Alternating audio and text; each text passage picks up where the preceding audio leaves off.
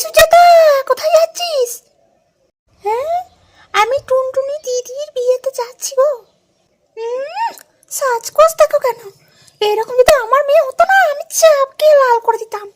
যত নেকামি, টুনটুনি দিদির বিয়েতে আমি যাচ্ছি। তা বলি কি, ও দিদির সাথে একবার কোন যাত্রী চলে যাবে নাকি ওই ধার থেকে?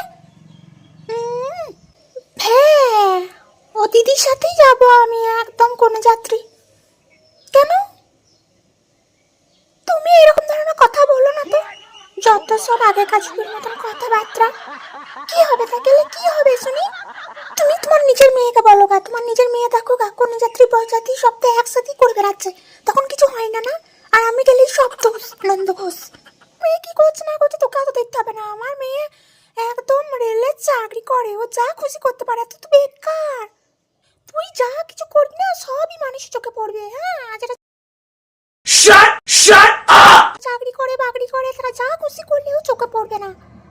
এই আমি তোকে বলে দিলাম, এই বেকার হয়ে বসে থাকিস না, আর লোকের বিয়ে খেয়ে বেড়াস না। খানিক কমা বিয়ে খাওয়াটা, যত ঢং।